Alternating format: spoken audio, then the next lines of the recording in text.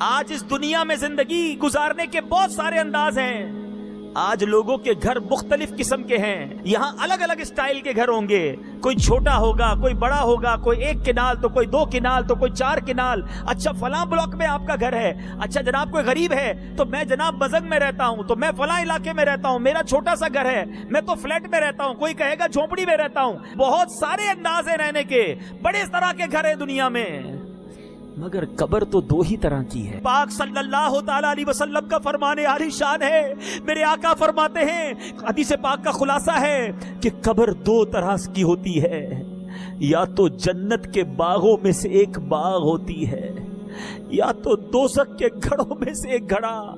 بتاؤ میرے میٹھے اسلامی بھائیوں, جتنے میرے اسلامی بھائی یہاں بیٹھے ہیں, یا بعد میں جو یہ بیان سنے, اپنے آپ سے پوچھ لو, خدا را اپنے آپ سے پوچھو, اگر آج مر گیا قبر جنت کا باغ بنے گی؟ ایسے کام کر لیے, کیا اللہ کو راضی کر لیا؟ زندگی گناہوں بھری تو نہیں گزری؟ اگر دل سے آواز آ رہی کہ ہاں میری قبر جنت کا باغ بن جائے گی, پھر تو ٹھیک ہے. اور اگر آواز یہ آ رہی ہے کہ نہیں ابھی نہیں مرنا, ابھی تو بہت نیکیاں کرنی ہے, ابھی تو توبہ کرنی ہے, ابھی مر گیا تو مر جاؤں گا, پھنس جاؤں گا, تو بتاؤ پھر کب توبہ کرو گے؟ پھر انتظار کس بات کا ہے؟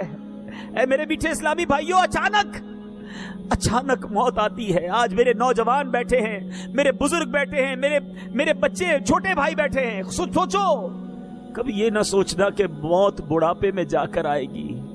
ہمیں نہیں پتا کہ کبھی بھی آ جائے گی. بس آج گھر اچھا ہو اس کی فکر ہے. آج کی رات یہ فکر کر لو کہ میری قبر بھی نرم ہونی چاہیے, قبر بھی وسیع ہونی چاہیے, قبر بھی روشن ہونی چاہیے, قبر میں بھی ٹھنڈی ہوا ہونی چاہیے. جہنم کی آگ کیسے برداشت کروں گا؟ کیڑے مکوڑے آ گئے تو کیا کریں گے؟ اے میرے میٹھے اسلامی بھائیوں, آؤ آج اپنی قبر کی فکر کرتے ہیں. آج اس قبر کی فکر کرتے ہیں جس میں ساتھ کسی نے نہیں آنا. کفن میں جیب نہیں, قبر میں تجوری نہیں, میں ہوں گا اور میرے اعمال ہوں گے. حضرت یعقوب علیہ نبینا علیہ الصلوۃ والسلام نے ایک بار حضرت اسرائیل ملک الموت علیہ الصلوۃ والسلام سے کیا کہا؟ آپ کی دوستی تھی تو آپ حضرت یعقوب علیہ الصلوۃ والسلام نے ملک الموت سے کہا کہ ملک الموت آئے تو حضرت یعقوب علیہ الصلوۃ والسلام نے سوال کیا کہ آپ ملاقات کے لیے تشریف لائے ہیں یا میری روح قبض کرنے کے لیے آئے؟ کہا ملاقات کے لیے آیا ہوں. تو فرمایا کہ جب مجھے وفات دینے سے پہلے ایسا کرنا, میرے پاس اپنا قاصد پیغام دینے والا پہلے بھیج دینا, یعنی موت کا وقت آنے سے پہلے کوئی میسج دے دینا, کوئی قاصد بھیج دینا.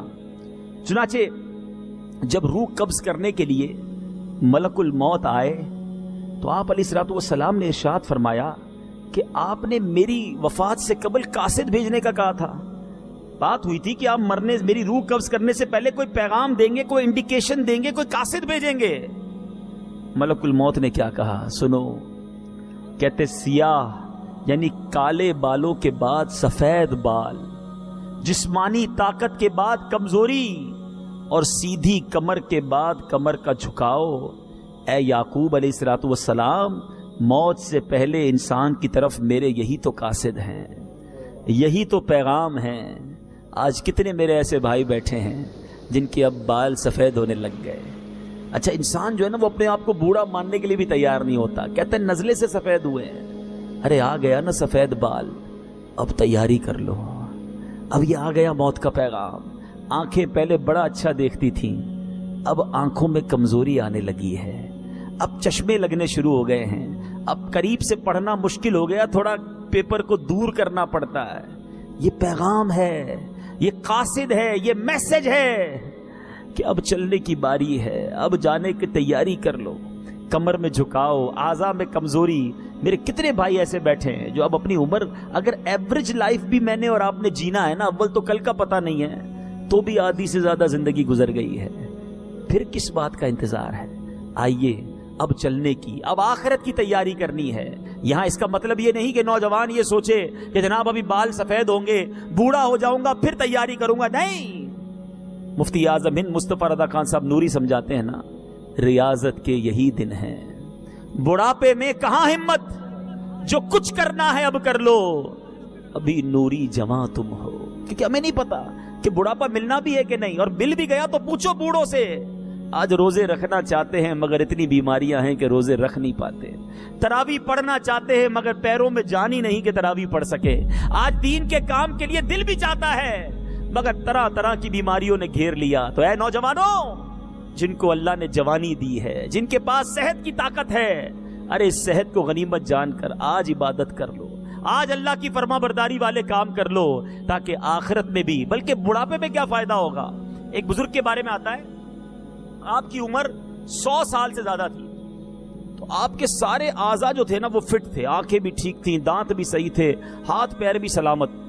کسی نے کہا حضرت آپ اتنی بڑی عمر ہو گئی، آپ بالکل جوان جیسے دکھتے ہیں، کیا جواب دیا؟ سنو میرے نوجوانوں سنو، کہتے میں نے جوانی میں اپنے ہاتھ پیر اپنے اعضاء کو اللہ کی نافرمانی میں استعمال نہیں کیا، اللہ نے میرے یہ ہاتھ پیر بڑھاپے میں ضائع نہیں کیے۔ اب آپ کی مرضی ہے، انہی ہاتھ پیر سے رب کی نافرمانی کر لو، انہی آنکھوں سے رب کو ناراض کر لو، انہی کانوں سے رب کی نافرمانی کر لو۔ اے فلمیں ڈرامے دیکھنے والوں، بے حیا عورتوں سے دوستیاں کرنے والوں، اپنے کانوں میں میوزک کی آوازیں ڈالنے والوں، اپنے اندر برائی کے جذبوں کو بیدار کرنے والوں، سنو، آج شب برات جن محروموں کو نہیں بخشا جائے گا نا، اس میں شراب کا عادی اور بدکاری کا عادی بھی ہے، اسے نہیں بخشا جائے گا۔ نہ جاؤ ایسی محفلوں میں۔